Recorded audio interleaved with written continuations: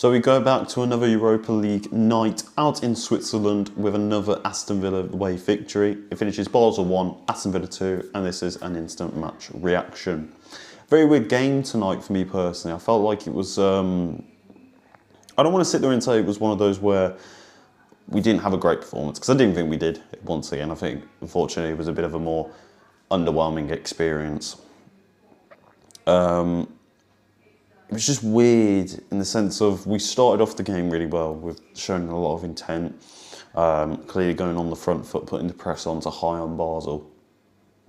And whilst they were kind of posing the same level of threat, it was quite an evenly contested game.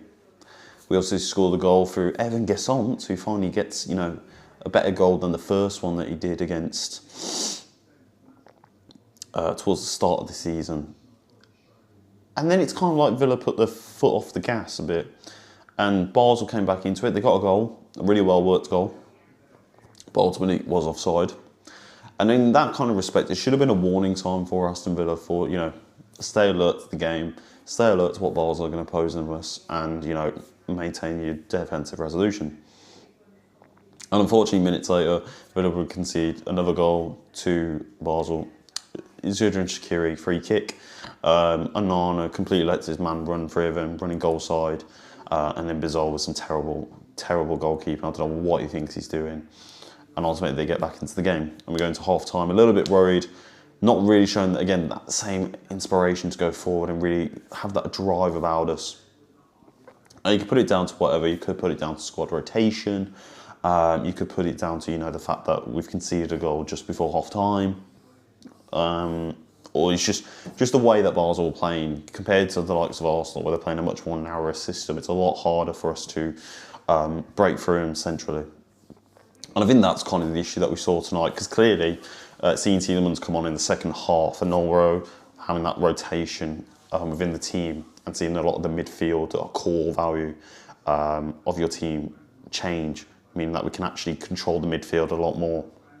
I think starting the game tonight with the likes of Bogard and Onana just showed that it's not really the best creative options going forward. We were stuck, like I said, we just didn't have a throughput going through the middle of the pitch. And when your two wide players aren't doing it, it becomes very difficult for Villa to create chances. And there were very few and far for Villa. Again, there were a few odd moments where Villa could create some chances. But for the most part, they weren't doing much at all. But like I said, in the second half, an instant impact from Yuri Tielemans clearly shows the level of quality that we have in this team. It just would be nice to see that level of quality put out in the sense of, we can't play these players every week. Let's have our second players come in, our second rotational team, and hopefully they can deliver. It's kind of a game where Ross Barkley would have been perfect for, somebody that's going to drive and control the midfield of the team. I think he's someone that we really did miss tonight, and somebody that would have been perfect for this game. And as I said, Villa would go on to get the second goal. And although Basel would pose much more, once again, a solid attacking threat onto Aston Villa, defensively, we maintained our shape. Yes, there was a little bit of time wasted and a little bit of needless fouls given away from Villa. But for the most part, they did what they expected to do. They held in, they kept the results. And ultimately, not only does it now mean that Aston Villa secure a knockout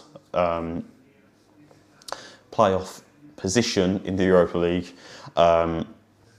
it's 8 wins now. It's more confidence going into West Ham away. And it's just what you want. You just want to keep building momentum. You want to secure your European place really early on in the competition. And with Villa doing that now, at least, it's a lot less of, I don't want to say a gripe to focus on the Europa League, but it just means that we can now have that sense of surety that we're going to be okay in that bit. Yes, we might have to play the playoff bit, or we can at least qualify top 8. I'd like them to qualify for top 8 because it means we don't have to do that. But again, in terms of the minimum, that's been achieved tonight. 3 points once again, 2 goals from some different players. The job's a good one. However, there is stuff to talk about. Normally, in this part of these videos, I would go on and just rant about players all over the pitch. Let's try and focus on something a little bit different and mainly criticise one player tonight that I think was all over social media for Aston Villa. That is just mind-boggling. Evan Gesson throughout the whole time he's been at Aston Villa, I've questioned the signing. I've just never sat there and thought this is a player that really is going to shine at Aston Villa. He's not really shown it at all since he's been here, and it's very questionable signing from him. And tonight, it's just once again, he does a great bit of able to keep the ball at his feet and to squeeze the goal in as well at that near post. Fair play to him for getting the goal. And he's sitting there thinking, right, this is the catalyst that a player like him needs, who hasn't had the best start at Villa, but can now really kick on. And from that minute on, he just seems to get worse and worse. There's the point where he just crosses the ball and there's no one in. Just essentially whacks and puts his foot through it. And he flies all the way off into the fucking home end. And you just sit there, you're just like, what is it about him that's just not clicking? Is it the position that he's playing? Is it just the style of football that doesn't match what he wants? Or is it just simply put that he just isn't a good footballer and what we needed at the club? It's one of those signings where you do sit there and question, what are we watching from him? I'm sitting there and thinking, Jadon Sancho, who by the way also had a bit of a strop when he come off, but I can understand it more of him because I think, and it's hard to deny, in the last few games, his performances have been getting better and he's making an impact on the team. And I think that was the case tonight as well. Had he had a few more minutes, I reckon we could have seen a Jadon Sancho goal tonight and finally start to feel like, okay, maybe there is a chance for this player to recapture that form. Because he's going to be out of contract soon. He's going to be one that big money move somewhere and still keep it at a high wage. What better opportunity to do it now and still establish yourself as that before, moving on.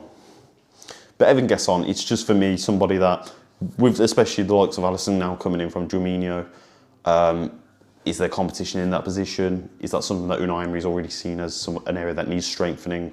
Who knows? But for me tonight, just watching him has been shambolic once again, and it's very hard to support him because he's just, like I said, he can score a goal like he has done tonight, but then putting a performance like that, it's so flip-flop, it's so tipsy-turvy. He needs consistency and he needs something that, for me, is going to be a lot more definitive in the summer. And again, if Alisson can be that in a year's or two time or just a general future output, that's perfectly fine. But in terms of tonight, Marlon not really had the great impacts that I thought he was going to have. I thought Bogarde looked pretty sloppy. It wasn't a surprise to see him move back into a centre-half position for Matty Cash and then allowing Tielemans to come on. Because clearly he thought, well, whilst Cash needs a break, perhaps Bogarde wasn't having the best of games. Well, and he wasn't. He was looking absolutely scruffy. And it just wasn't ideal. I thought Digne looked quite underwhelming as well tonight. For somebody that's been such a solid left-back for us in that position over the years, I thought it was quite a poor game from him. And then obviously Marco Bizzo, again, you can sit there and criticise the goal. You can sit there and criticise, just his general positioning for some of the times of the game. But you've got to sit there and think, this is somebody that doesn't get enough game time. He doesn't really get that regular chance to prove himself. Give him a chance, because even still,